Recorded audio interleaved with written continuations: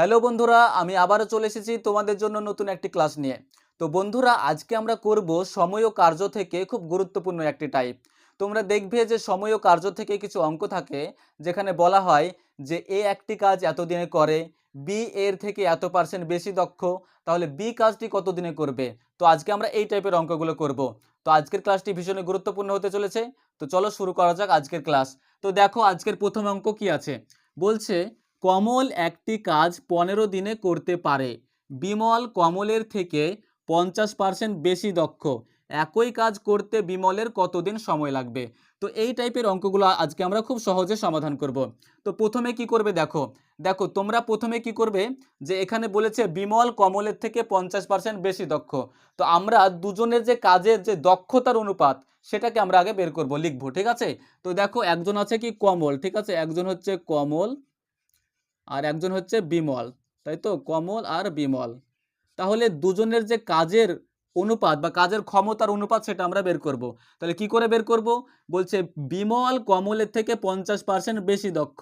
তার মানে কমল যদি তোমার 100 ইউনিট কাজ করে, তাহলে বিমল করবে 150 ইউনিট।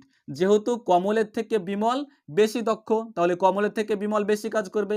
বলেছে 50% বেশি দক্ষ, তাহলে কমল যদি 100 ইউনিট করে তাহলে বিমল করবে 150 ইউনিট। এটা হচ্ছে কাজের অনুপাত বা কাজের যে ক্ষমতা সেটার অনুপাত, ঠিক আছে, ক্ষমতার অনুপাত। তো আমরা কাজের যে ক্ষমতা সেটার অনুপাত আমরা লিখলাম।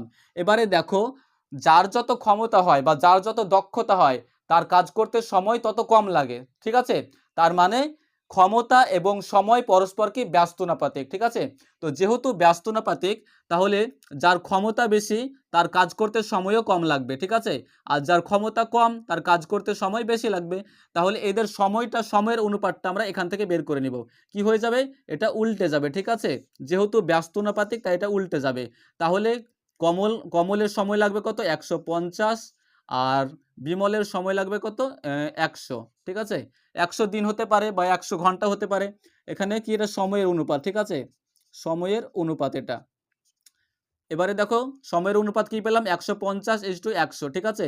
তো এটাকে আমরা ছোট করে নিই, এই শূন্য কেটে দিলাম, 5 দিয়ে কাটলে হয় 3 5 6 15 5 2 10, ঠিক আছে। তাহলে কমলের সময় লাগবে 3 ঘন্টা হতে পারে, 3 দিন হতে পারে, এক কথায় 3 ইউনিট, ঠিক আছে। আর বিমলের সময় লাগবে কত, 2 ইউনিট, ঠিক আছে। তো এবারে দেখো কি বলেছে, এখানে অলরেডি বলে দিয়েছে যে কমল কাজ কত দিনে করে, কমল করে 15 দিনে। এখানে আমরা পেলাম যে কমল করছে কত, 3 দিনে। এটাকে যদি আমরা দিন ধরি, কমল করছে 3 দিনে, তাহলে আমরা লিখতেই পারি যে 3 সমান কত, 3 সমান 15। যেহেতু কমলের কথা এখানে বলে দিয়েছে যে কমল করে 15 দিনে, আর এখানে আমরা পাচ্ছি কমল করছে কত দিনে, 3 দিনে অনুপাতে, তাই না। তাহলে 3 সমান আমরা 15 ধরতে পারি। তাহলে 3 সমান যদি 15 হয়, তাহলে 1 সমান কত হবে, 1 সমান হবে 15/3 হবে, তাই না। এবার আমাকে বলেছে যে বিমল কত দিনে কাজটি করবে। তো বিমল এখানে কতদিন লাগছে দেখো, 2 দিন, এখানে 2 ইউনিট আছে, তাহলে 2 এর ভ্যালু আমরা বের করব, তাহলে আমাদের অ্যান্সার চলে আসবে।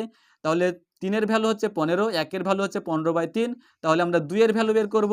তাহলে 2 সমান কত হবে, 15/3 ইন্টু কত হবে, ইন্টু তোমার 2 হয়ে যাবে। 3 দিয়ে যদি 15কে কাটো কত হবে, 3 5 15, তাহলে পড়ে থাকছে কত, 5 × 2, তাহলে 5 এর সঙ্গে 2 গুণ করলে 5 2 কত হয়, 10। তাহলে বিমলের সময় লাগবে 10 দিন লাগবে। আশা করি বুঝতে পেরেছো, ঠিক আছে। তো এইভাবে তোমরা খুব সহজে এই টাইপের অঙ্কগুলো তোমরা বের করতে পারবে, ঠিক আছে। তো দেখো আমরা এই যে এই টাইপে করলাম, তো এই অঙ্কটা আমরা আরো খুব সহজে আরো তাড়াতাড়ি করতে পারি। তো কিভাবে করব দেখো, এই অঙ্কটা আমরা আরো তাড়াতাড়ি করতে পারবো। কিভাবে করব দেখো, তোমরা দেখো প্রথমে বলা আছে কমল করে 15 দিনে, ঠিক আছে। তো কমল 15 দিনে করে, আমরা প্রথমে 15টাকে লিখে নিলাম, 15টাকে লিখে নিলাম। এবার আমরা একটা গুণ চিহ্ন দিব, ঠিক আছে। দিয়ে এবার কি করব দেখো, একটা ভাগের দাগ দিব।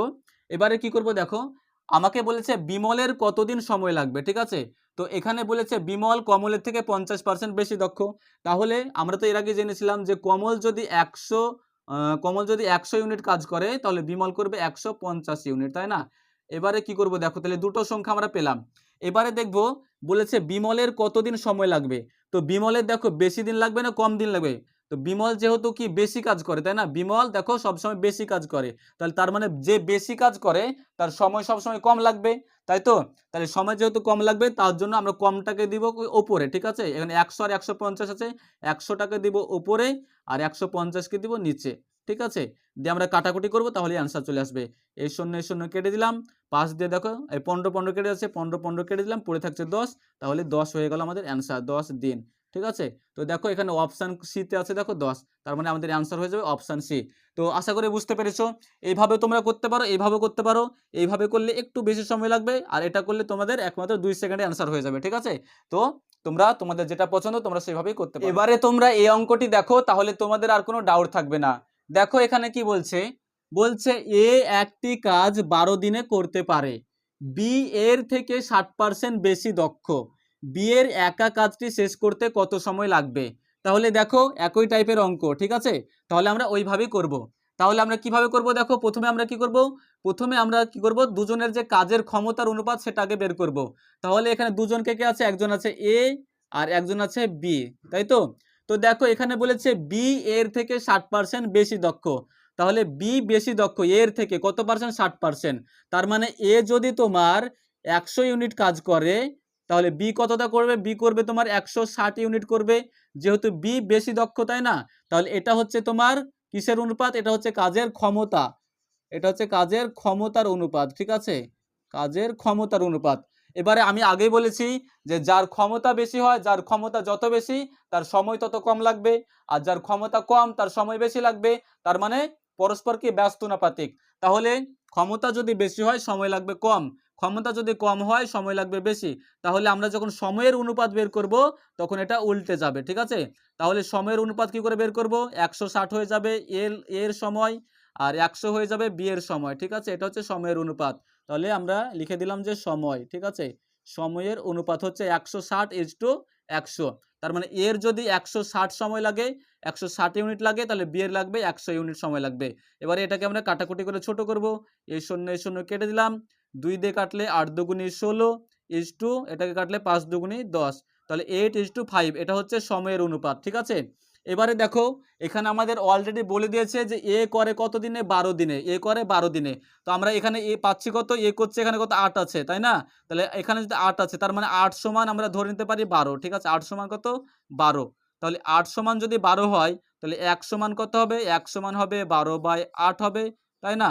এবার আমাকে বের করতে হবে কি, আমাকে বলেছে বি এর কাজটি শেষ করতে কত সময় লাগবে। তো দেখো বি এর কত লাগছে, 5 ইউনিট লাগছে, তাহলে আমরা 5 এর ভ্যালু বের করব, তাহলে আমাদের অ্যান্সার চলে আসবে। তাহলে 5 এর ভ্যালু কত হবে, 5 এর ভ্যালু হয়ে যাবে, 1 এর ভ্যালু যদি 12/8 হয়, 5 এর ভ্যালু কত হবে, 12/8 × 5। এটাকে আমরা কাটাকুটি করব, তাহলেই হয়ে যাবে। 2 দিয়ে কাটলে 4 দুগুণী 8, 2 দিয়ে কাটলে 6 দুগুণী 12, আবার 2 দিয়ে যাবে 2 দুগুণী 4, 2 দিয়ে কাটলে 3 দুগুণী 6, তাহলে থাকছে কত, 3 আর 5, তাহলে 3 5 গুণ করলে 3 5 15, আর নিচে থাকছে 2। 15কে 2 দিয়ে ভাগ করলে কত হবে, 15কে 2 দিয়ে ভাগ করলে 7.5 হবে, তাই না, 7.5, তাহলে 7.5। তাহলে আমাদের দেখো অ্যান্সার কত হলো, 7.5। তাহলে 7.5 দিন হবে। দেখো কোথায় অ্যান্সার আছে, দেখো অপশান বি তে আছে কত, 7.5, যে অপশান বি আছে 7.5। ঠিক আছে, তো এইভাবে আমরা করতে পারি। আবার এটাকে আমরা খুব সহজেই করতে পারি। কিভাবে করব আগেই বলে দিয়েছি। প্রথমে দেখবে যে কার কথা বলা আছে, এর কথা বলে দিয়েছে 12 দিন, তাহলে 12কে আমরা লিখে দেব। প্রথমে আমরা 12কে লিখে দিলাম, ইনটু দিব, দিয়ে একটা ভাগের দাগ দিব। এবারে দেখবো, দেখো আমাকে বলেছে বি এর কাজটি শেষ করতে কত সময় লাগবে, তাই না। তাহলে আগে দেখো আমি এটা বের করে নিই। দেখো বি আর এ, তো এ আর বি এর যে কাজের ক্ষমতা কত, এ যদি 100 ইউনিট করে তাহলে বি করবে কত, 160 ইউনিট কাজ করবে, তাই না। এবারে দেখো যে যত কাজের ক্ষমতা, যার যত কাজের ক্ষমতা বেশি তার সময় কি লাগবে, কম লাগবে। তাহলে আমাকে বলেছে বি এর কাজটি শেষ করতে কত সময় লাগবে।